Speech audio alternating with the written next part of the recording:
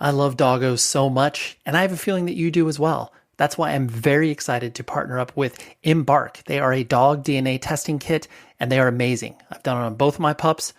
Top shelf. Love what they do.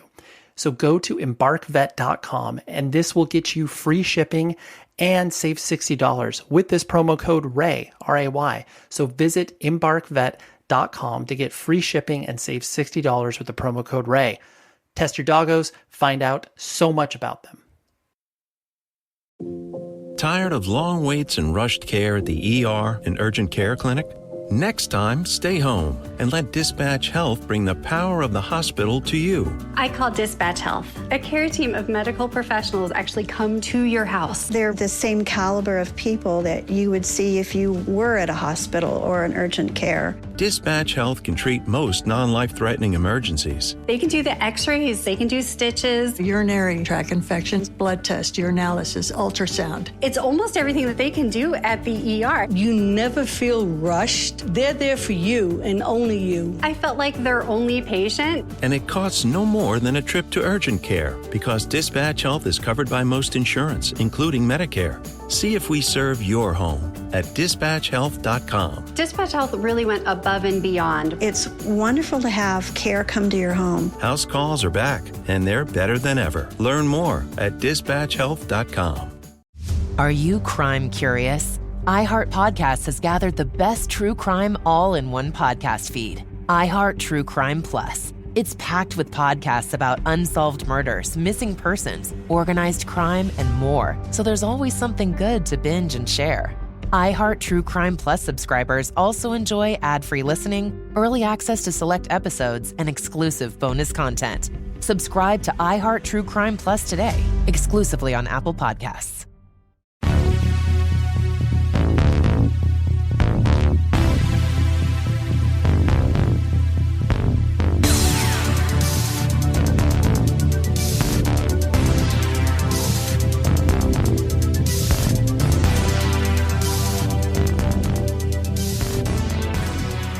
You're listening to 100 Words or Less with Ray Harkins. Hello, team. Welcome to another beautiful day on this podcast discussing independent music. Obviously, that's what we're doing here. If you have not checked out the show before, welcome to the party. Go sit over there. You'll be handed out some, instruction booklets on how to proceed. But mostly, you just sit there and enjoy it, okay? Hopefully, that's cool. I have a rad guest on this week. His name is Dylan Walker. He's the lead vocalist from a band called Full of Hell. I love Full of Hell. They're such a good band.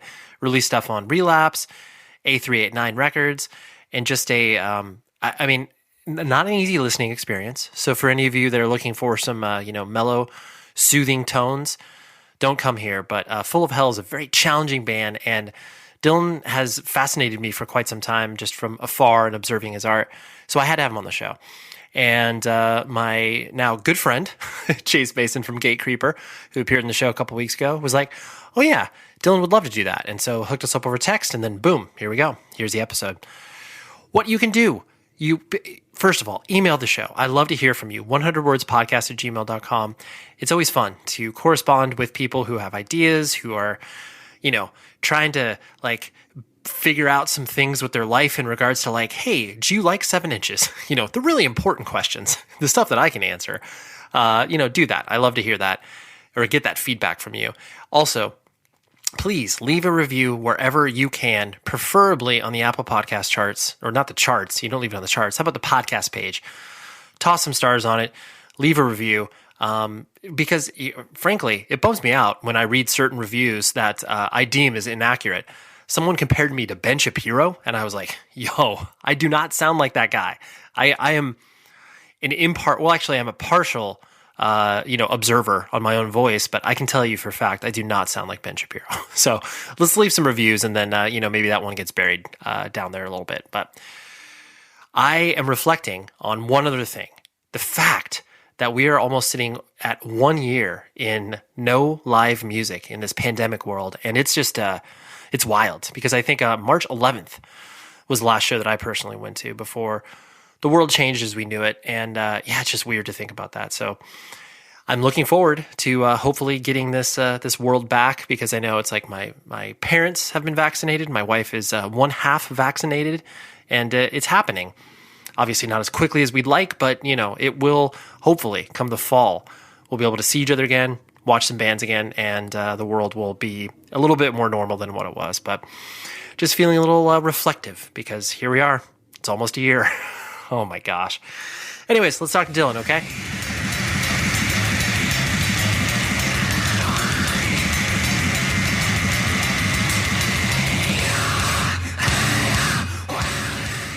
Full of Hell is interesting in regards to the fact that like I was privy to you guys releasing music on like $20 spin and like your earlier stuff, but you never really, I guess, latched on to me. That's not your fault, that's mine. But until the last record on Relapse is what really captured me, where I felt like it was all the different versions of what you guys were doing previously, but all kind of like it kind of congealed, where it was like, oh, this is what we were trying to accomplish. And maybe that's me just like trying to articulate it too cleanly. But do you feel that kind of tracks in a way where the last LP is where you kind of felt like you blossomed into, this is the sort of actualized version of Full of Hell, or this just kind of a stopping point along the overall journey of Full of Hell? I mean, I'm sure in the long scheme it's a stopping point, but that's absolutely how it felt to us too. I mean, making a record's like I feel like it's such a difficult process. Like, it's one thing to play a show live and have a good show, but it's another thing to capture it accurately or articulate what you're even trying to sound like. So yeah, I felt like Weeping Choir was the first record where I was like, okay, I can like accept this. If I was to like stop playing music tomorrow, I feel like this is a nice accurate representation of kind of where I was at, because it hasn't always been like that. And it sometimes I feel like with anybody, it's like hard to look back on stuff you made years ago sometimes. And it's important to accept it. But I think most people are pretty critical of their old work, especially with us. It's always been like a learning process for us. Full of Hell was like our first serious band for all of us that actually released like pressed music. So I think in a lot of ways, like the learning process and like the embryonic stages were all public, so that's a cool thing. And in certain lights, it's an annoying thing, but I choose to just look at it positively. People just were along the journey with us as we kind of sucked and we got a little better, and we're still just trying to suck less, just takes time, I guess. Right.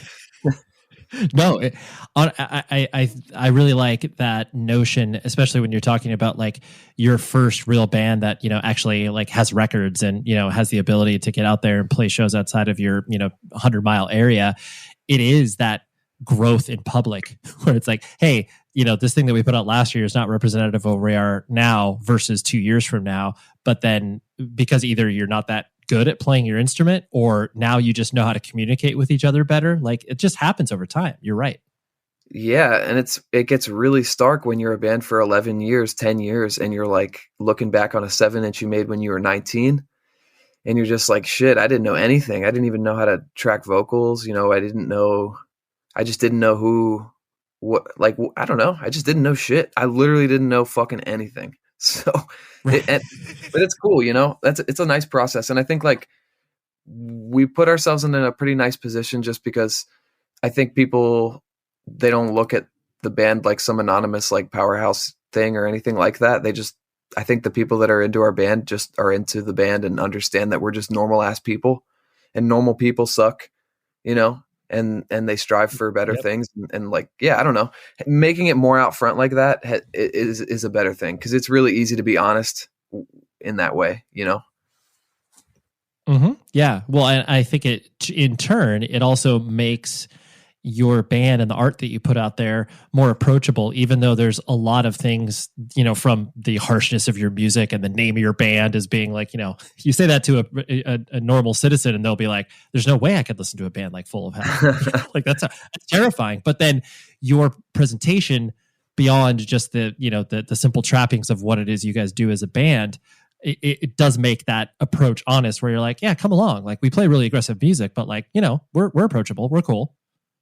Yeah, and I feel like that's what I would want a band to be like most of the time, at least one that tours a lot and that's, kind of like playing a lot of kind of all ages shows and just, I would want them to be kind of like bastions for DIY and like extreme music culture. I would want a band that I like to be like, yeah, kid, you go start a band now and, we can play shows together and you can just, you can do greater things than we ever could have dreamed of. Like that's what I would hope, a band that I was a fan of would act like. And a lot of people that are older than us that we look up to have been like that to us. So it's just, it'd be nice if that was like kind of the going way to be as a band, I think.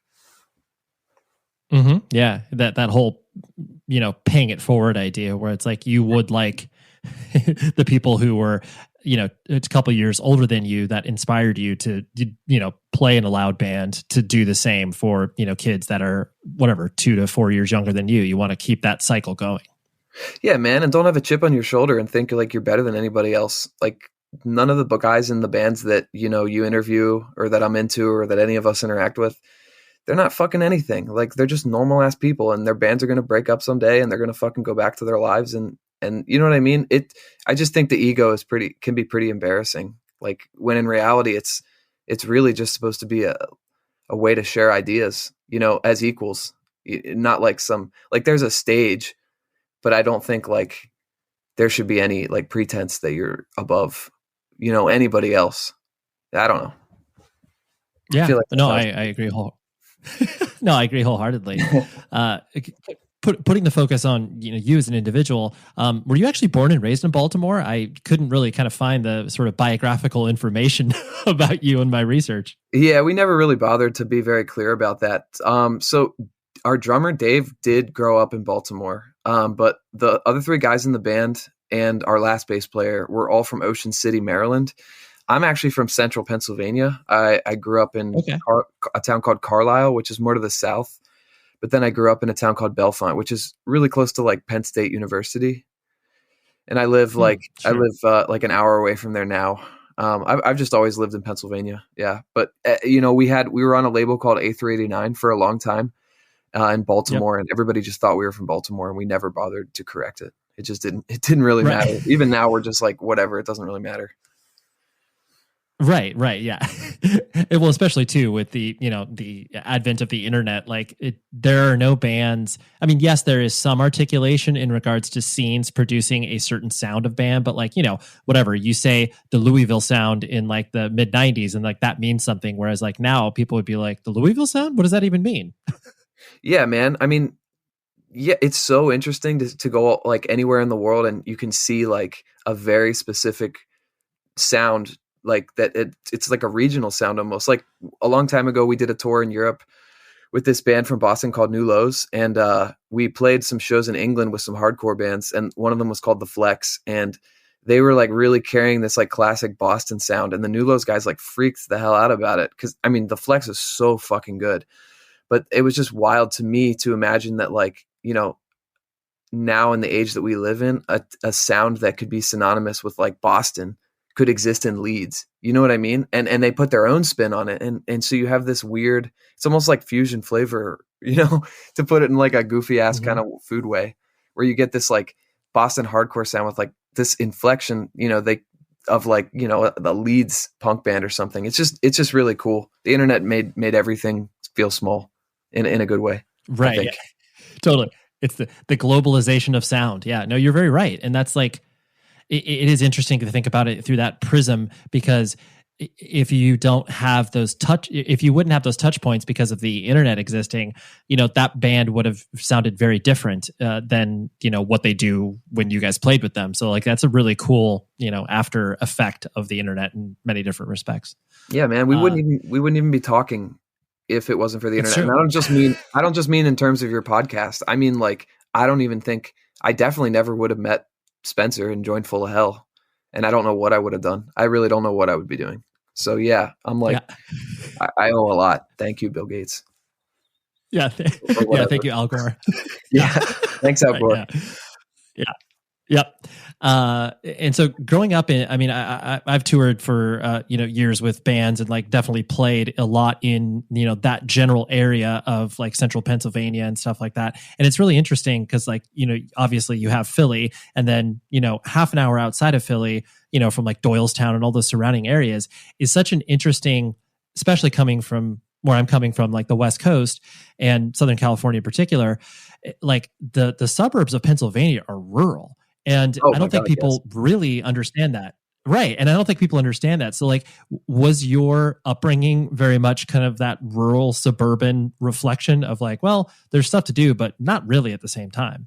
Oh yeah, man. I forget what the population is in the town of Bellefonte that I grew up in, but I think like I'm really lucky to be born exactly when I was, because I don't see the same kind of activity going on nowadays in small towns, which I think is really interesting. And I don't know if there's a way to like quantify that or to really analyze it.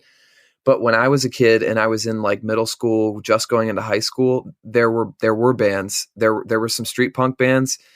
And there was a death metal band, which, one of my best childhood friends, who was too cool for me then, that was his band, and it absolutely blew my mind. But they did shows in a dog kennel, not with the dogs, but one of the drummers of one of the street punk bands, his grandfather owned a big ass dog kennel, and in the basement of the house, he was letting him have these crazy ass, shows where these kids were doing drugs and like just getting fucked up, and bands were playing, and that really cut my teeth. I was just really lucky that there were any bands. Penn State always had shit going on, but that's kind of like a privileged university, I think. And like, it's just a different kind of scene. I can't really explain it. I don't even want to talk shit on like, private university kids, but I just think a lot of times like what's produced out of there is just like, it's just not the same as what I was used to. So I can't say I spent a lot of time going to the state college shows. We kind of had maybe a lot more like discord with those kids. But yeah, it was super rural. There was not a lot going on. I think it was either like play sports, shoot animals, or like get fucked up or play music. And I chose, just playing music. But there was nothing else, really. Yeah, yeah. And I think that's, that your articulation of it definitely seems reflective over the choices that you feel like you can make as a kid, where it's like, either do this, or I do this. And, it's funny because that sometimes if you grow in a more, urban setting, you feel like the world is your oyster, where that's not the case for your experience. Yeah, I think there's definitely some privilege. Like if you're into art and you want to make art or music or whatever medium you want, I think there's like more privilege when you're in a more densely populated area. I just think you have a lot more at your fingertips. I almost felt like I had like a stunted musical growth as well, because my parents hated the internet. They were just like so frustrated by it. We didn't have a lot of options for internet, and the company was so terrible that the internet like went out at my house in like 6th grade, and I don't think we got it back until like 10th or 11th grade. So I only had internet at school, and they had stupid fucking firewalls on everything at school. So I had to use proxies. Thankfully, like, I don't think Pure Volume was as much of a problem to them. I don't even think they knew what it was. So I was getting all my music through Pure Volume, but I would have like 2 songs from a band, like 2 Discordance Axis songs that I would listen to over and over and over again. I just feel like I missed out on a lot of stuff over the years. It was hard to get music without the internet at that time.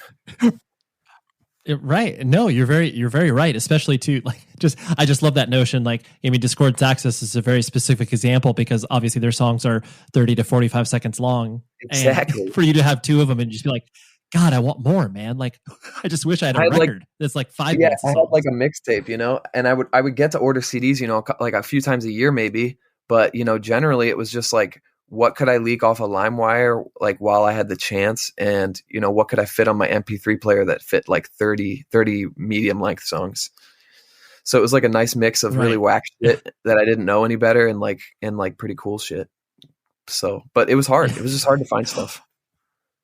Sure. Well, and I think I really do love the experience of finding out about your own path of music when you're just shoving a bunch of stuff in your head because you don't have any pretense about it. You're not listening to bands in relation to like, oh, this is like, yes, the broad swaths of like, this is a metal band or this is a hardcore band or whatever, or maybe not even a hardcore band, but like, you're just putting a bunch of stuff in there and you're like, yeah, I like Third Eye Blind and Discordance Axis. I mean, that's a bad example, but you get what I'm saying, where it's all totally coming in and you're right. And like, I love that. Just like, oh yeah, I got 30 songs and like, it's all over the place and you don't care because you're just like, I like this music. Exactly. And honestly, I don't really look at it as like a huge negative at the end of the day, because I definitely didn't have a lot of cues on what was like true and what wasn't. And I'm glad that I was able to kind of like make my own opinions, because there's definitely a couple bands that I probably listened to in high school that I don't think I could pick back up. But, generally, it worked out because, I didn't really have a pretense on what was like cool or acceptable that I would have had if we had like a real music scene. It probably would have been more of like a social pecking order too. I probably would have just put a lot more thought into what was cool to listen to instead of just listening to whatever the hell I wanted. So that was a good thing. Yeah, totally. And so what was your family structure like? Are you like an only child, brothers and sisters, mom and dad in the house? It was a good childhood, honestly. My dad struggles still with a lot of alcoholism. So there was a divorce like late in high school. But it really didn't affect me so much. I don't really have like a lot of trauma from that or anything. My parents were really, really into music growing up, all kinds of stuff. They were really into punk. My mom used to go see Bad Brains and Ramones and all that shit all the time in DC and Philly, and has all these sick ass old pictures of like HR when he was like, like 20 years old, like cool shit where, at first I was like, my mom's just bullshitting me. It's pretty cool that she's doing this, but I doubt it's real. And then she pulls out the pictures. So, I was like pretty psyched about that. Crazy, she gave me all her old CDs, and by the point that I was getting into punk, like age 10 or whatever, they had been very into like Grateful Dead, and from there like much more into all those offshoots, and really, really into bluegrass and folk, which still has a huge presence in my life. And all the classic singer-songwriter shit, they named me after Bob Dylan. They love Dylan and Cohen and all that shit. And it's cool, very fortunate. And they never, ever told me I couldn't listen to anything. They were pretty open about it. My mom would throw out merch later in, my teen years. If it was like Dying Fetus, she loved to throw that shit out. And there was this New England hardcore band called Hammer Bros, and they had a shirt that said like, I am a liar just like God, which in retrospect is like such a stupid fucking t-shirt, but I loved it. I just wanted shit that was like pretty outrageous, and she would just throw it out. But generally, they were really supportive, and they definitely weren't supportive of me dropping out of college. But I did what I wanted and just made my own way knowingly. And they came around and everything's great. I couldn't have asked for better parents. So I was very lucky in that regard, for sure.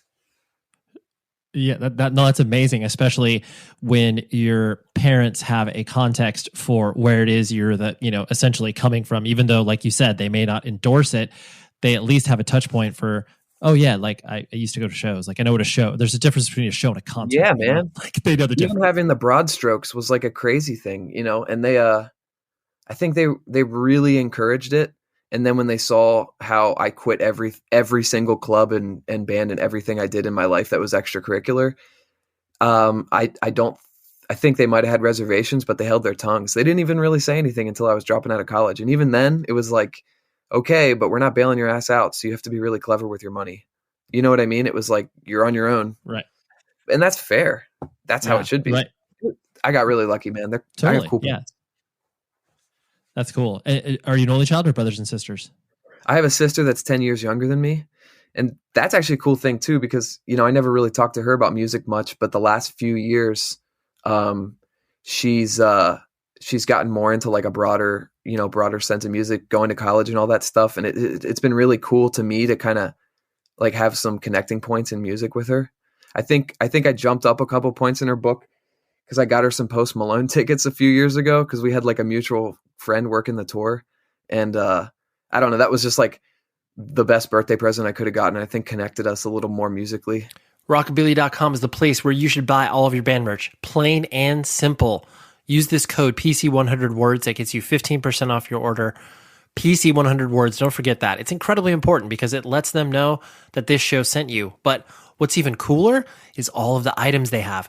They got puzzles, they got scarves, they have shirts, they have hoodies, long sleeves, whatever your heart desires, they have. It's all incredibly, incredibly easy to order from their great website, amazing customer service, ships from the Midwest, so it gets to you very quickly. How about you do a St. Patrick's Day gift, right? How about you buy some green merch? I don't know. I'm trying to think of some holidays, but let's be honest. Band merch is like a huge part of my life, and it should be a part of yours as well. Like, I mean, I'm 40 years old and I wear band shirts practically every day. So let it be known that if you are younger than me, which most of you are, band merch will still be an important thing in your life. Anyways, go to rockabilia.com, use the code PC100words, and you will enjoy the discount and the high quality merch that you will get from that particular website. So thank you for your continued support, Rockabilia. The holidays are descending upon us. Everyone is running around like crazy people trying to get their shopping done. Let me just solve that problem for you. No one is ever going to say no to this gift. And this gift is the Raycon wireless earbuds, headphones, or speakers. I love all of these products unequivocally. I use them every single day. And what makes them even cooler? They have 54 hours of battery life. They have a very comfortable fit. They will not fall out. I love them so much. They also have these rad holiday bundles. My personal favorite is the Audio Lover, which includes the everyday earbuds and the everyday headphones. So please, right now, go to buyraycon.com/Ray and use the code EARLYBF to get 20% off site-wide. That's 20% off of any Raycon product, which seriously never happens.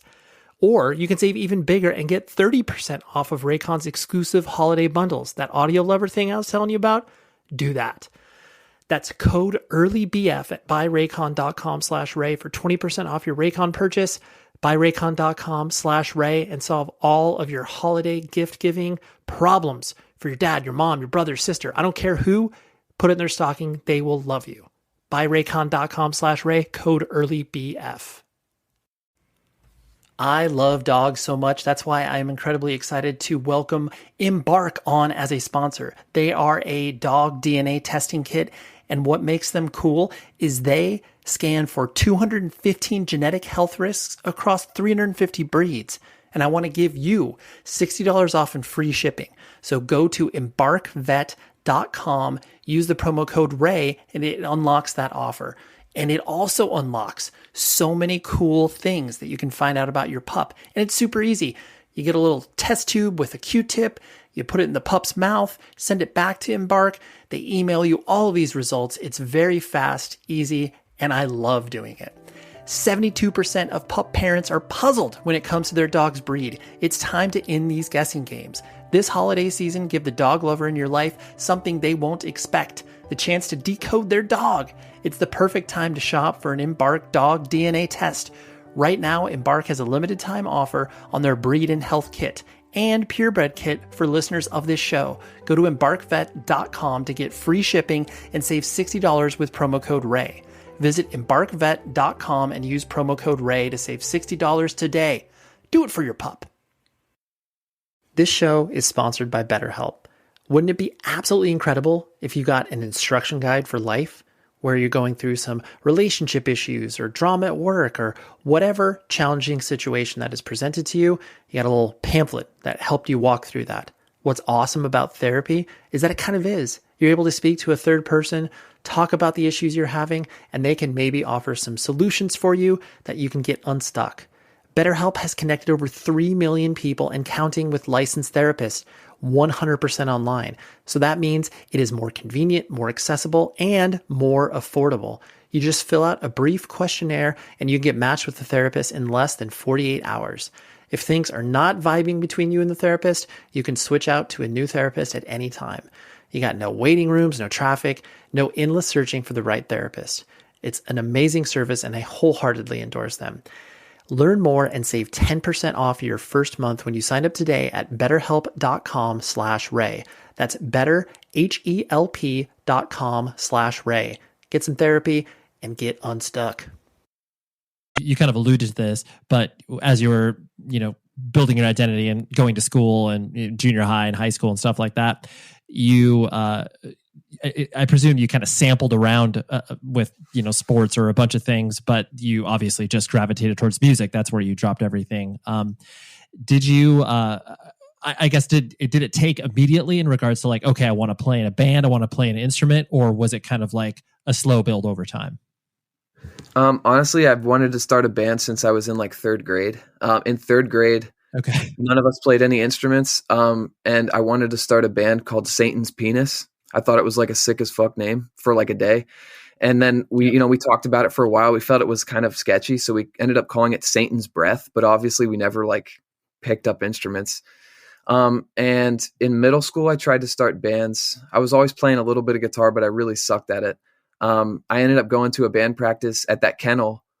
We started a band called Rotting Carcass, and I wanted to play guitar, but the other kid that was playing guitar was actually a guitar player. So he like immediately had me lapped. So I gave it a shot singing, and it was really easy to me and fun, and I didn't have to buy equipment. So I just kind of stuck with it. And I was so into the fact that it was kind of like this, just a thing that I felt like I didn't have to try as hard as if I would have picked up guitar. And, I don't know. So I guess ever since like age 13, maybe I was screaming in bands, and that was just like all I wanted to do, period. From the moment I started, it was just so fun. And I think it's like a big mix of positives, like, creativity and, doing stuff with friends and like building something. And then also probably a level of narcissism where I just liked the attention. You know what I mean? I feel like there's always, with a lot of people, there's got to be like some degree. If you want to play live, I feel like there's some narcissism, and you got to accept that. But yeah, I mean, for a long fucking time, I've been just thinking about this, just playing shows. Right. I love that. And did you, I know, like you mentioned, you dropped out of college, but like, did you, I guess, care about school at all? Was there any sort of idea of a quote unquote life path in regards to a career, or basically once music consumed you, you were just like, the rest of this stuff can fade away? I mean, I'm a worrier. So yeah, I was always thinking about life path. And, I was a journalism major, but I dropped out my second semester, my freshman year. I like lost one of my best friends to an overdose, and I found him in his room, and it was really fucked up for me. So I left school, and I remember, my mom came and got me when she found out this kid died. It was super fucked up. And, I was just riding home with her, just like so broken feeling, because this kid that passed was actually, one of my best friends all through high school. We played in bands together from like 8th grade until college. Like this was like my guy, my like other warrior that wanted to be in a band. So like it kind of crushed me completely, and my parents were divorcing around the same time. So everything was just very fucked up feeling. And I just remember getting home and being like, I'm not going back to school. I want to be in a band. I'm just going to figure out how to do this. And I'd already met some kids that were already touring, and they let me play second guitar for a couple months. And basically that led to me finding Full of Hell, meeting Spencer, and that was it. Spencer was the guy I'd kind of been looking for to be in a band with. But yeah, I don't know. It's been a long road, I guess. Sure. And what sort of journalism were you, I guess, interested in pursuing? Was it more of like, I want to be, like working at the local newspaper or a music journalist, or it was kind of a broad thing? I don't know what I was planning to do with a journalism degree. I think like the only thing I ever felt like I could do even like decently was write. And I'd done some journalism stuff in high school. So I think my goal was just to probably try and get a gig writing at a paper or something. And, on and off, I've written things for like websites or whatever over the last decade, but not a whole lot. I'm getting back into it nowadays with this magazine Holy Mountain Printing's doing, called We Do What We Want. Just because it's like such an inspiring magazine. I can't even believe he lets me write in it, that I was just like, dude, I got to take this opportunity. This is like a sign. This magazine is so fucking cool. But I didn't really have a plan. And even in Full of Hell, it was like, there was never, we didn't get $1 out of Full of Hell for years. And we were just touring all the time. So I was like, when we get home, we have to work as hard as fucking possible. So we definitely all had backup plans. I think Spencer was in online school. I was really thinking about re-enrolling in online school, especially on like, there'd, maybe like 6 shows in a row where there'd be like 2 people at the shows. And I'm just like, me and Spencer are just both privately like, what the fuck are we doing with our lives? Do we need a backup plan? Like, is this stupid? So I don't know, man. Sure. I'd say like there were always plans, but none of them mattered. You know what I mean? I didn't think about them too hard. Right. Yeah, of course. Right. The pursuit was just like, well, we're going to continue to focus on this opportunity. wherever it may lead, but like we can't let these other things, quote unquote, distract us, even though maybe we should be thinking about them. But I totally get what you're coming from. Yeah. And honestly, like just one thing I wanted to add was like, I think it's a good thing that we didn't know how things worked, and we didn't know the amount of work that you'd need to like, and the luck that is needed to get anywhere with anything with music. Because I don't know, if we started this when we were 30, I don't know if we would have the energy to do what we did with Full of Hell, because we were literally just like living in our van for years and years and years. And we were stoked because every little tiny victory was like the coolest thing in the world. You know what I mean? I don't know. Oh, absolutely. Yeah. Hard to say. No, it's true. But well, especially, I think a lot of it, I mean, yes, you can build it to, youthful ignorance of just being like, well, whatever, you're young, you don't care. But like you said, the small victories of you being like, dude, we sold 5 7-inches tonight. Like, exactly. I can't even believe that. And like that I specifically remember those times. Yeah, right. Totally. Yeah. Like, or the moment that you sold more than like $100 in merch. You were like, dude, holy crap. I actually remember our first US tour. We were out in Reno, and this cool guy we met on Lamb Goat booked a show for us. And I mean that. He was actually a cool person, wasn't like a dickhead off of Lamb Goat or whatever. Right. We weren't allowed in the venue because we weren't old enough for the bar. So they let us in just to play the show. But I'll never forget, the dude paid us $100 out of pocket at the end of the night. And Spencer called his parents.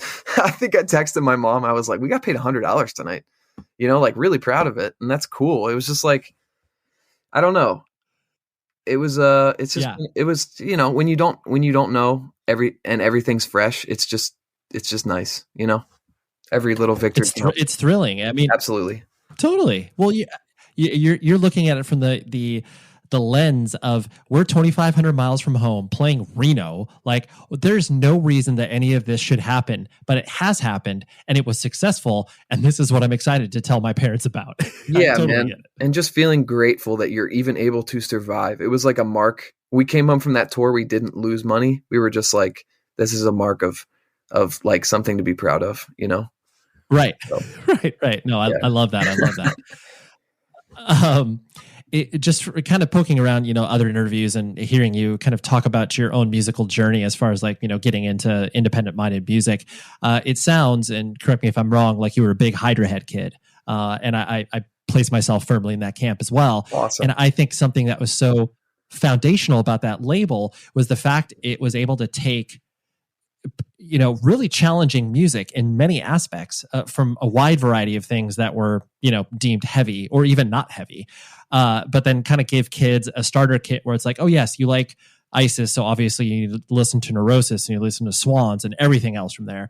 Do you like, I'm going to imagine that was kind of your journey where Hydra Head just sort of opened the doors for a lot of more, for lack of a better term, experimental music and challenging music. Yeah, absolutely, man. It's actually wild. Spencer and I have talked about this many times over the years. It's wild what I was exposed to simply from even listening to a Hydra Head sampler in high school, like raw black metal, like post metal, noise, like grindcore, everything was there. And it was really interesting at the time because I didn't really have a lot of frame in terms of like subgenre and like, identifying how you would even define the music. Like I remember on one of the later samplers that I was really into, I think it came out probably maybe in like 2007 or maybe 2006. It had this band Pyramids on it. I feel like they're a little bit of a lesser known Hydra Head band. They're from Texas. And this record was just like, it was kind of like a black metal record, I guess, but it was really deconstructed and it had a lot of programmed drums and like really aired out like effects on the guitars and the vocals. And it was like, listening to that record was like transcending into heaven or some shit. And at the time, I never would have pegged it as a black metal record or, have that DNA in it because I just didn't know how to really define those aspects of the music. But like, there was just so many things going on in that record, for my teenage brain. It opened so many doors. And that was, Hydra Head was my first experience with noise and all of that stuff.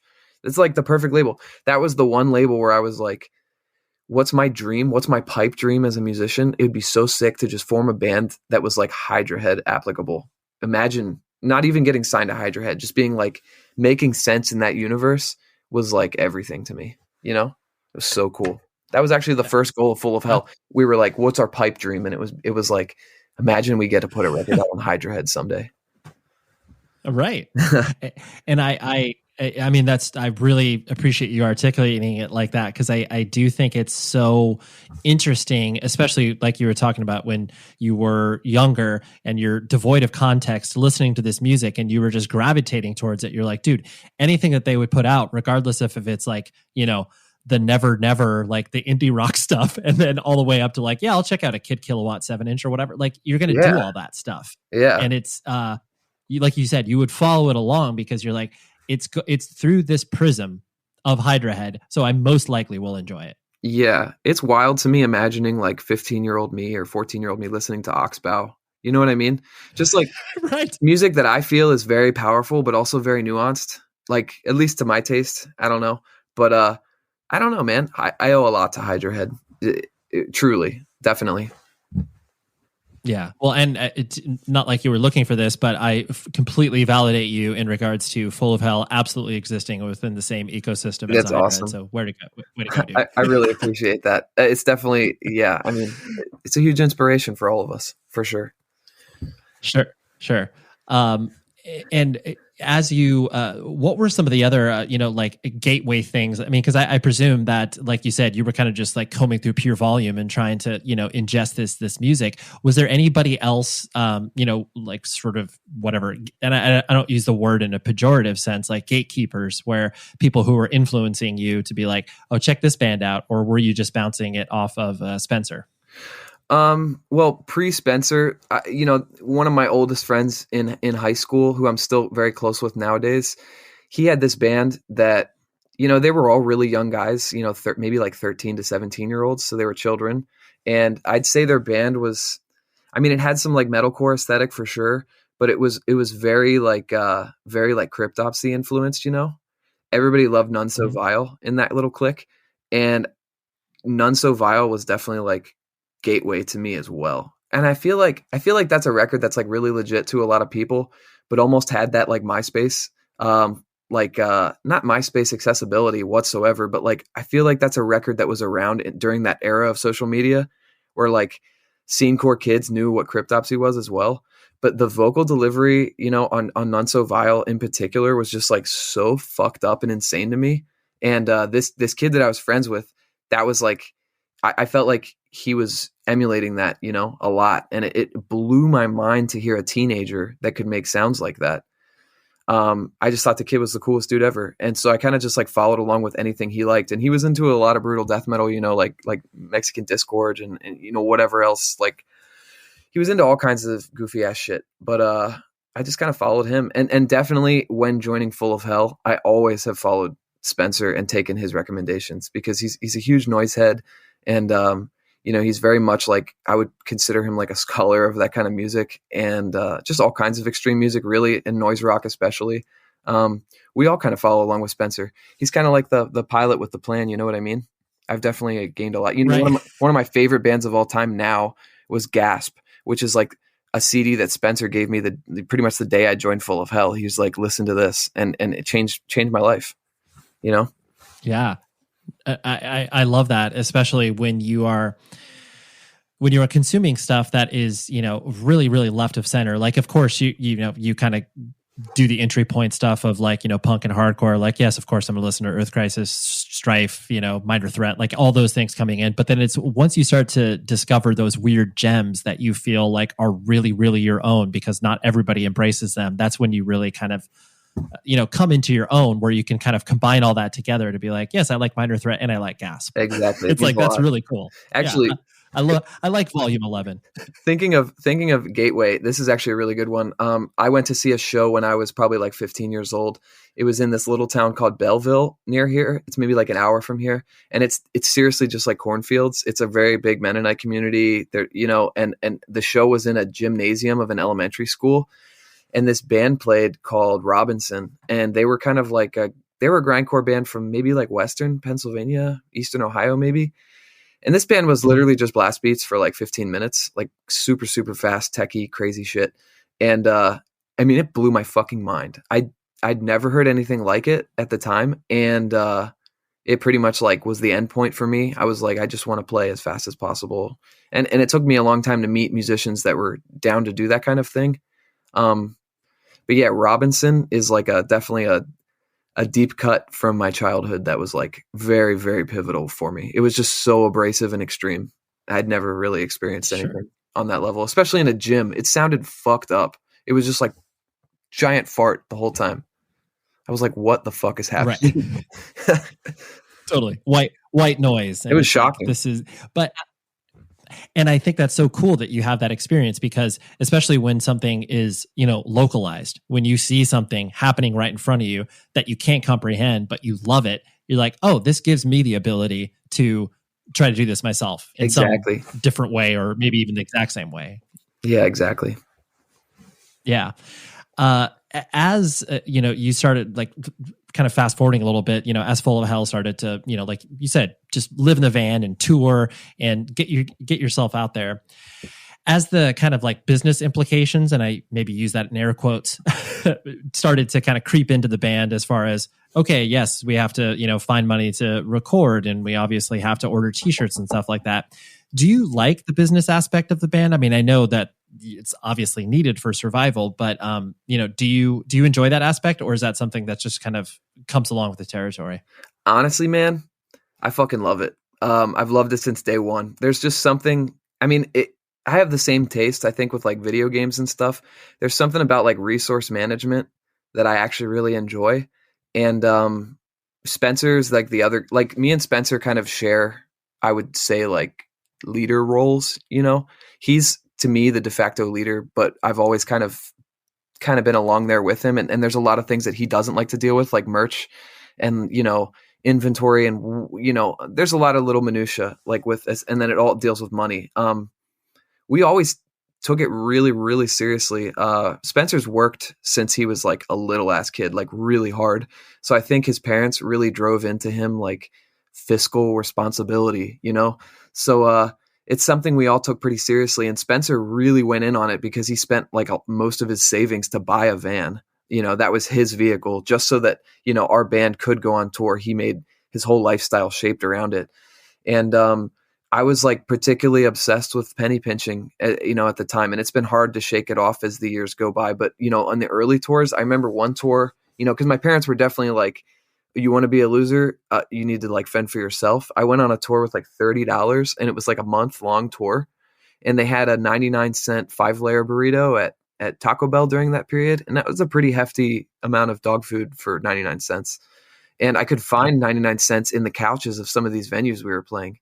So like, I don't know, just a little stuff like that, like stealing chicken from Walmart, or like, I don't know. We always just hustled as hard as we could. And I think that's like maybe part of the reason why we're still going, is because the profit really wasn't in our heads ever. And even when it was, we were so scared that, I don't know, we just never did anything stupid. You know what I mean? We were always so crazy tight about money and about making sure things were as efficient as possible. We dealt with a lot of bullshit just because we wouldn't spend like an extra $5 here or there. And I'm glad we did. Right. You know what I mean? I feel like every band should live in the mud. It's just a good idea. Well, you said something that really resonated with me, like the allocation resource, I really like that idea, because it's very true. It's when you first start to tour, you're not taking a per diem. Like you just have to be like, okay, can the band pay for itself? And then if the band starts to pay for itself, that's when you look at like, oh, okay, I can give myself $5 a day to have breakfast, lunch, and dinner on, or whatever. And you start to build that. But like you said, it's all about the hustle to put it together to get you to the next stop. Dude, we don't even get per diems now. I don't give them out because I'm just like, fuck you, like buy your own food. I'll pay you more at the end of the tour. And you know what I mean? Right. Everything's very like, I don't know if we're going to make money. I don't know if we're going to make money. When in reality, if we plan a good tour, we probably will make money, but we're just so, I don't know, scarce with this stuff. And sometimes I'm sure that annoys my bandmates, but that's like, I feel like it's a pivotal part of like, what helps a band survive. This one story that I love about Neurosis, that I was told when they were on Ozfest, apparently like all the lower half of the bands on the roster were all just like eating shit every day, losing money because they were all touring in buses. Because festival tours like Ozfest, and I don't know if you know this, but like Ozfest or Warped Tour or whatever the fuck, they're like so fucking brutal. Like a 7 a.m. arrival call every day, and you stay all day, and then you have like a 9-hour drive to the next site because it's such a large scale event. But Neurosis did it in a van and made money because, you know, they were like real deal motherfuckers, and they were sleeping outside and like sleeping in their van every day. And I just think that's as real as it gets. Immolation's another band. Those guys are fucking legends. And when we toured with them, they were touring in a van, sleeping in their van every night. As if I couldn't respect those guys any more than I already did. I was just like, you guys are the fucking coolest people in the world, period. Because they're still doing it the real way. It's crazy. Those are hustlers. And I feel like that's how you survive. It's just so cool. It's inspiring. Yeah. Shout it is. I agree wholeheartedly. Yeah. Shout out to Immolation. I love it. The holidays are descending upon us. Everyone is running around like crazy people trying to get their shopping done. Let me just solve that problem for you. No one is ever going to say no to this gift. And this gift is the Raycon wireless earbuds, headphones, or speakers. I love all of these products unequivocally. I use them every single day. And what makes them even cooler? They have 54 hours of battery life. They have a very comfortable fit. They will not fall out. I love them so much. They also have these rad holiday bundles. My personal favorite is the Audio Lover, which includes the everyday earbuds and the everyday headphones. So please, right now, go to buyraycon.com/Ray and use the code EARLYBF to get 20% off site-wide. That's 20% off of any Raycon product, which seriously never happens. Or you can save even bigger and get 30% off of Raycon's exclusive holiday bundles. That Audio Lover thing I was telling you about, do that. That's code EARLYBF at buyraycon.com/Ray for 20% off your Raycon purchase. Buyraycon.com/Ray and solve all of your holiday gift giving problems for your dad, your mom, your brother, sister. I don't care who, put it in their stocking. They will love you. Buyraycon.com/Ray, code EARLYBF. I love dogs so much. That's why I'm incredibly excited to welcome Embark on as a sponsor. They are a dog DNA testing kit, and what makes them cool is they scan for 215 genetic health risks across 350 breeds. And I want to give you $60 off and free shipping. So go to embarkvet.com, use the promo code RAY, and it unlocks that offer. And it also unlocks so many cool things that you can find out about your pup. And it's super easy. You get a little test tube with a Q-tip, you put it in the pup's mouth, send it back to Embark. They email you all of these results. It's very fast, easy, and I love doing it. 72% of pup parents are puzzled when it comes to their dog's breed. It's time to end these guessing games. This holiday season, give the dog lover in your life something they won't expect, the chance to decode their dog. It's the perfect time to shop for an Embark dog DNA test. Right now, Embark has a limited time offer on their breed and health kit and purebred kit for listeners of this show. Go to embarkvet.com to get free shipping and save $60 with promo code RAY. Visit embarkvet.com and use promo code RAY to save $60 today. Do it for your pup. This show is sponsored by BetterHelp. Wouldn't it be absolutely incredible if you got an instruction guide for life, where you're going through some relationship issues or drama at work or whatever challenging situation that is presented to you? You got a little pamphlet that helped you walk through that. What's awesome about therapy is that it kind of is. You're able to speak to a third person, talk about the issues you're having, and they can maybe offer some solutions for you that you can get unstuck. BetterHelp has connected over 3 million people and counting with licensed therapists, 100% online. So that means it is more convenient, more accessible, and more affordable. You just fill out a brief questionnaire and you get matched with a therapist in less than 48 hours. If things are not vibing between you and the therapist, you can switch out to a new therapist at any time. You got no waiting rooms, no traffic, no endless searching for the right therapist. It's an amazing service and I wholeheartedly endorse them. Learn more and save 10% off your first month when you sign up today at betterhelp.com/Ray. That's betterhelp.com/Ray. Get some therapy and get unstuck. you're something that I find that is very common in the way that people, approach you as far as interviews and stuff like that is very much like, oh my gosh, your band has put out so much material, Dylan. I can't believe how prolific you guys are. And, I mean, like, and it's funny too, because I just recently had Brian from Thou on as well. Oh my and God. That's how people approach Thou. Yeah. And it's like, it's true to a certain extent, because like you can basically look at you guys and Thou by you released a lot of stuff towards the beginning of the band's life, but then you got smarter about what you did as you advanced. And so do you find that like as the band has progressed, you understand that like, okay, we're not going to do 15 splits in a year. Like that's just way too much, so I presume that's kind of what you've learned over time as well. Yeah, we've I'd say we just kind of focused the laser a little bit on our own terms. It's funny because we do get that a lot, and not just from like people that are, looking at what the band's doing from the outside, but people we work with as well. And sometimes it gives me pause because it's surprising to me that it's surprising to other people to see a band operate like that, especially a band like Full of Hell. If you look at all of our influences, especially more in like the world of like, grind or power violence or whatever, that's like the operating procedure for all of those bands. It always has been. It's like you're in a band to make music. So make music. You don't have to fucking follow some stupid, weird music industry idea of like a record cycle. That doesn't even work for bands. That works for like pop stars, a metal band or an extreme band that sells like a few thousand records in a pre-sale, which probably is crazy or whatever. They're not making any fucking money. Like they need to, and it's not even about money, but there's a lot of reasons to be prolific. And I wouldn't even call us like particularly prolific, but maybe more so than the average. But I just feel like it's part of being a band. And if we ran out of ideas, we would stop releasing records so much. But we have slowed down though over the years. And that's just more of just like being aware of like the fact that we want each release to kind of shine on its own and have its own little space. But like the Body, they release music however the fuck they want, whenever the hell they want. They're like very chill about it, and it works for them. And a lot of people I'm a fan of in like the more electronic world, or like, with like techno or EDM or anything like that. I feel like those people drop releases like every week. You know what I mean? It's the idea of releasing one record every few years is silly. I think it's long dead. It should be, at least.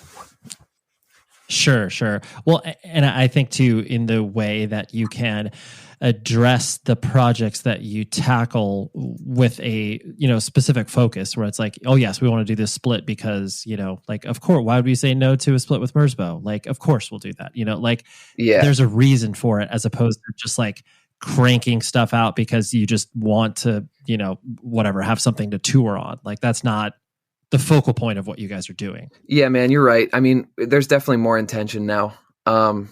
Yeah, I totally agree with you. Yeah, no, that's cool. The and correct me if I'm wrong. You define yourself as straight edge, yes? No, I did for a long time. Not anymore. I broke a couple years ago. I just didn't tell anybody. Sure. Okay. Well, I just didn't want to go. Honestly, man, I was really uncomfortable with the idea of like being out there about like that lifestyle choice, just because I have a lot of straight edge friends that I really respect, and it's been my life forever. But it just wasn't right for me anymore. And honestly, it was a good decision. And, it was a sensitive topic for me at first, but now I just don't care anymore. It's been years. No. So.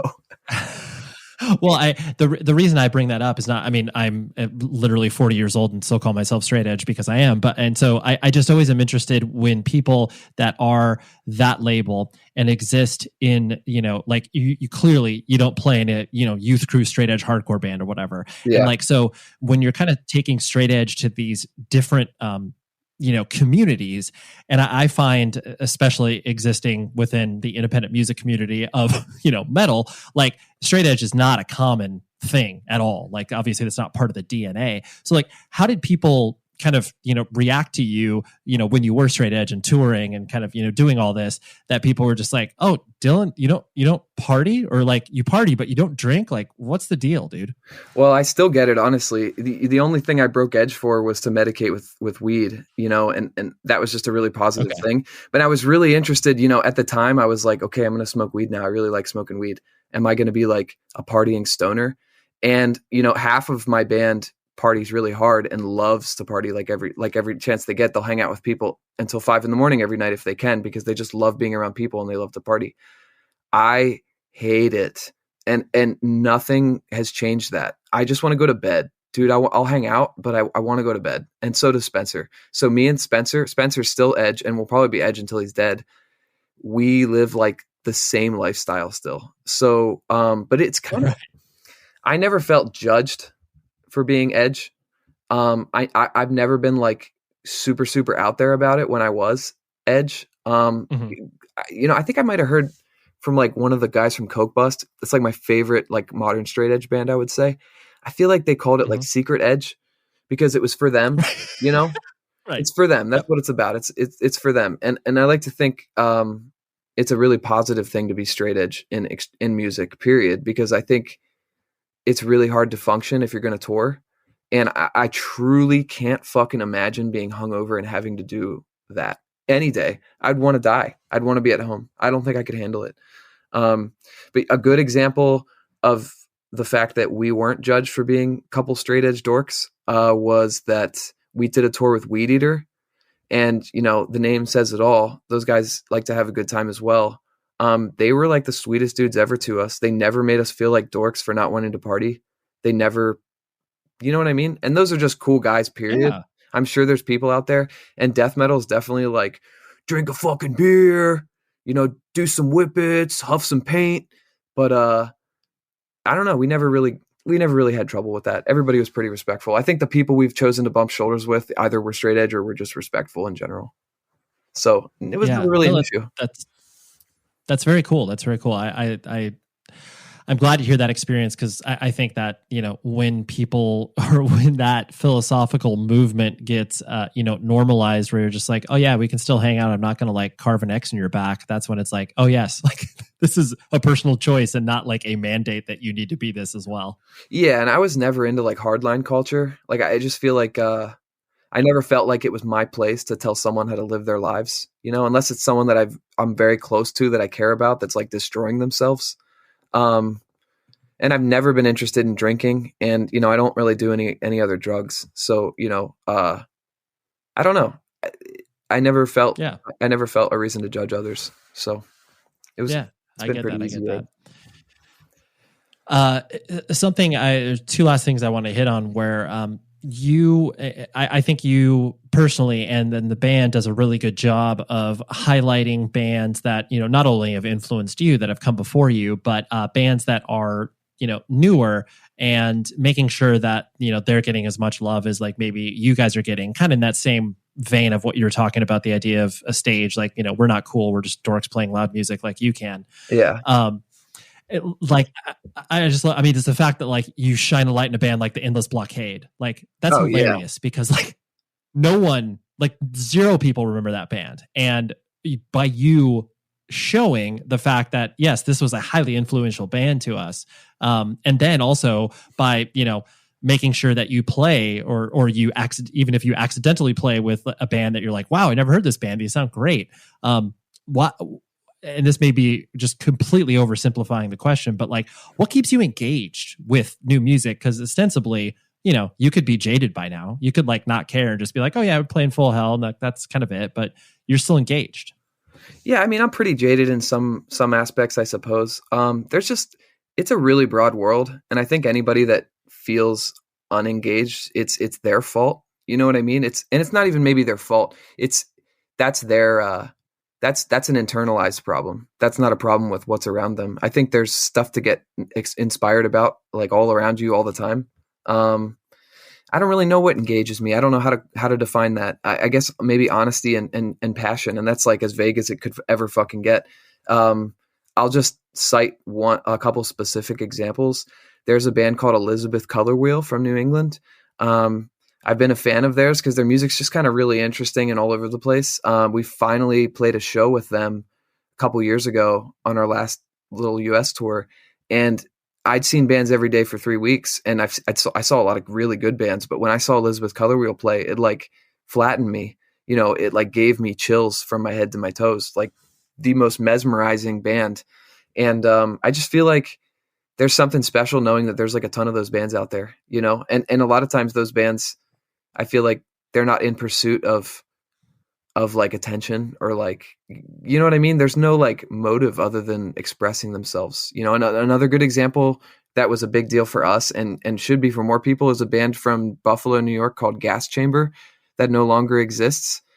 I've never seen a band that sounds like Gas Chamber in my life. I could try to explain. I mean, it's kind of like Power Violence or hardcore, but mixed with like Pink Floyd almost. It's just so out there and like transcendental when you listen to it. I'm just rambling now because I can't really define like what strikes me. You know what I mean? Like my taste is irrelevant. I just think there's so much good stuff out there. I could only hope to kind of shine a light on it. Like that's like the least I could do. We could probably be doing so much better at that. But I don't know. That's like one of the best things you could probably be doing is just like sharing that, keeping that wheel turning and just, sharing stuff that inspires you. Sure. Well, and I think people do that in, a variety of different ways, but I think for, you to be able to, not only articulate that in interviews, but then, be able to wear the band shirts and just like championing that in a way that maybe other bands aren't as deliberate about, they'll maybe give like, a nod here or there, but not to the point where it's like, yes, this is almost kind of like, not like you talk about it at band practice, but like it's kind of part of your DNA and your manifesto. Like, of course, I'm going to like wear this band shirt. Like, I love them. Like, why would I not do that? I feel like that's the realest way you could possibly be, and I'm really fortunate that my bandmates are super cool too. I feel like a lot of bands, their focus ends at their boundaries, at their borders of like what benefits them. And I'm not saying we aren't guilty of that. I feel like every band, needs to focus on like what they're doing at a time. But, it should be like a struggle to kind of like deny that when you can. And like, there's nothing wrong with, rejoicing for the success of others or trying to help people out. I mean, we were helped out. Endless Blockade's a great example. We're still really, really close friends with the one guy in the band, Andrew Nolan, and he wrote us back. I sent our very, very first like noise demo thing to him. It was bad. And he took the time to write us back and tell us why it wasn't so good and what was good. He didn't have to do that. That guy had like, has a reputation amongst his community. He could totally have been just straight up dickhead to us. But he reached out and was kind, and we ended up touring together. You know what I mean? That stuff changes your life, and you never know what kind of impact you're going to have on someone. I feel like I'm starting to sound like a motivational speaker or something, but like really that's the kind of shit that speaks to me now when we're talking about like music in general. Like extreme music is never going to be like a commercial success. It's literally just about community and idea sharing. You know what I mean? The money straight up doesn't matter. You hit the nail on the head. I very much agree. And I mean, and I think like when bands are successful in our community and, have the ability to, make a greater living at it, like more power to them. But like at the end of the day, the actual, broadening of the community and sharing that DIY spirit is what will eventually keep this thing going, as opposed to, just being another part of the entertainment system as a whole. So I totally agree. Yeah, man, there should be like an active push against joining the quote unquote entertainment industry. You don't want to make yourself a product because nobody gives a fuck about a product at the end of the day. I don't know. It just seems it's very strange to me. But I don't know. I kind of lost my train of thought, but I know you understand. I appreciate it. Yeah, no, I get exactly where you're coming from. I'm going to presume that also I promise two last things where the name of the band is from the Entombed song title, or was that just a complete coincidence? It's from the Entombed song title. Spencer named the band like right before I joined. I totally love Entombed, but yeah, I mean, when Spencer first formed the band, he was playing with a bunch of other guys. And I think the initial idea for the band, which was totally a compromise for Spencer, was to kind of incorporate a lot of like Entombed, Obituary style kind of death metal, you know, a little bit of the down-tempo stuff with Obituary, along with maybe like some like Cursed vibes. Like I forget what the initial blueprint for Full of Hell even was. But what Spencer had always wanted to play was grindcore with noise. But he just never, ever met anybody that was like, you know, into that whatsoever. But when I joined the band, we kind of like outnumbered everybody and really ruined it. You know what I mean? We like really were able to push. I'd never met anybody that was into the same stuff I was into, you know, and more. So I joined and we just fucking took over and it was our thing. You know what I mean? But yeah, it was named after Entombed. I've drawn my own meanings over the years from that name. But yeah, it's an Entombed reference. No, I just love the idea of you coming into the band with your Dystopia records and being like, hey guys, can we actually sound a lot more like this? And then you're like, well, yeah, I got someone else agreeing with me, so now this is what we sound like. Yeah, I mean, I think it was probably a relief for Spencer because no one was fucking helping him do anything. I think he actually tried to quit a couple times in like the few months that Full of Hell was a band before I joined, because he was like, this is like a guy, if I just could quickly describe this guy, it's just like the most dedicated possible, like freakishly obsessed human being you can imagine in terms of like wanting to a band. He was the guy. He's like, I have to get in the van. I'm doing this. And I was just like, that's it, dude. Me too. So he was definitely probably relieved to have other people in the band that kind of like were at least either down with his vision or fully signed on. You know what I mean? Yeah, absolutely. That's really exciting when you find that kinship with somebody else to create art that you're on the same page and you're on the same shorthand. You don't need to like explain yourself. It's like, oh yeah, I get it. Yeah, I know what you mean by 2/4 blast beats or whatever. Like I get it. Yeah. The last thing I want to hit on was just the notion of, as the band started to, reach wider popularity and, people outside of our kind of typical DIY punk community start to recognize the band. What, do people, how do people kind of approach you? Is it one of those things where it's like, wow, this band is really, aggressive and crazy. And then here's Dylan and Spencer or whatever the other band members being like nice individuals? Like, is there a push pull and juxtaposition of the way that people who wouldn't access you guys normally, so all of a sudden are like, wait, what is this band? Like, they're supposed to be different than what these nice guys are. Like, do you get a lot of that or no? I think personally, I mean, I guess I get a lot of it. I don't really interact with a lot of people that I don't know, especially like in the last year, since I just kind of sit in my house. But sure. Yeah, I think people are kind of thrown off. I think it depends on their experience with this kind of music. I think if they've been in the scene and they've met a lot of bands or they've played in bands, they know guys in bands are generally like pretty normal guys. Unless you're like Glenn Benton, you're like a pretty normal guy. But if it's a person that's never really met guys in like extreme bands or whatever you'd want to call us, yeah, sometimes they're like, oh, you're so sweet. And then you get up on stage and it's like a totally different person. And it's just like very shocking to them. But I don't know. It's hard for me to really have a perspective on that because I've just never really understood it. You know what I mean? Like having like, I get where I get where they're coming from, but just, I don't know. When I was a really young kid, I think I thought guys in bands, my favorite bands, I was like, those guys are rock stars. They live the life. It's probably so fucking crazy. And I'm sure they're like the wildest people in the world.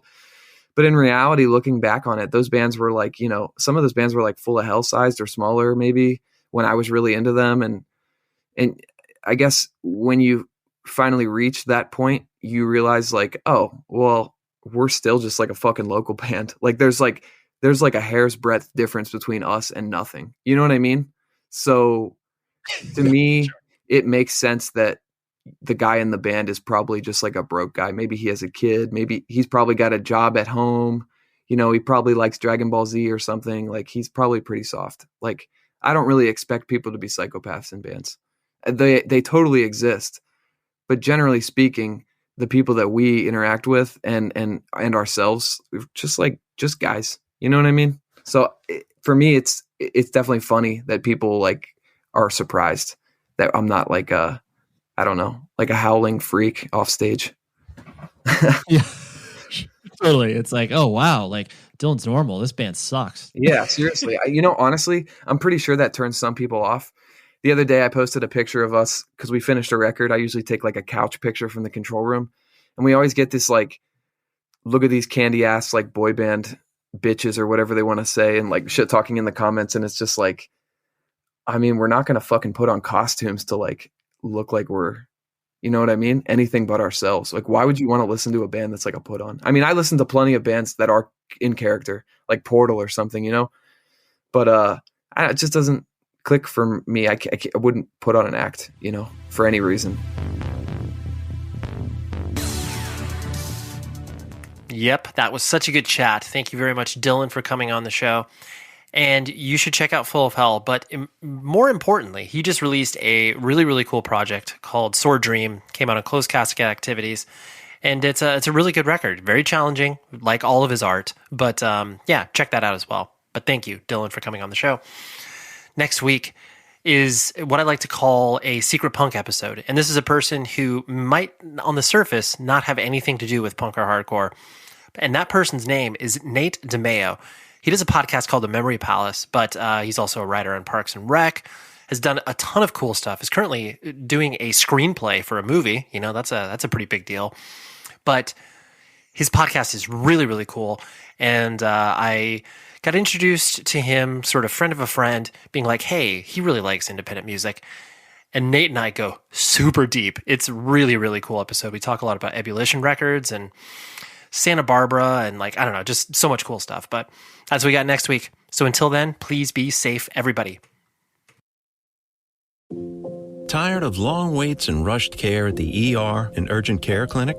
Next time, stay home and let Dispatch Health bring the power of the hospital to you. I call Dispatch Health. A care team of medical professionals actually come to your house. They're the same caliber of people that you would see if you were at a hospital or an urgent care. Dispatch Health can treat most non-life-threatening emergencies. They can do the x-rays, they can do stitches. Urinary tract infections, blood test, urinalysis, ultrasound. It's almost everything that they can do at the ER. You never feel rushed. They're there for you and only you. I felt like their only patient. And it costs no more than a trip to urgent care because Dispatch Health is covered by most insurance, including Medicare.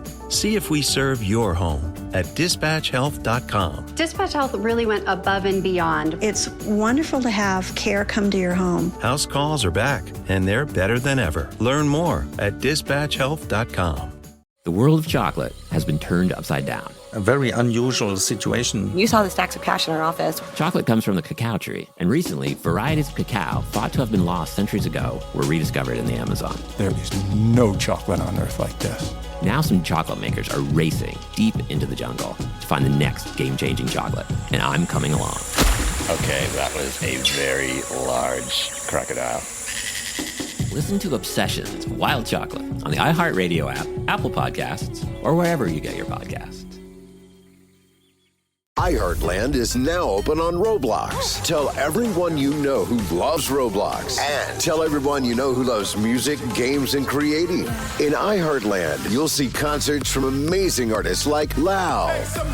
You'll play, you'll build, you'll hang out with other Roblox fans, bringing people together. That's what iHeartLand on Roblox is all about. Now open. To get started, check out iHeartRadio.com/iHeartLand.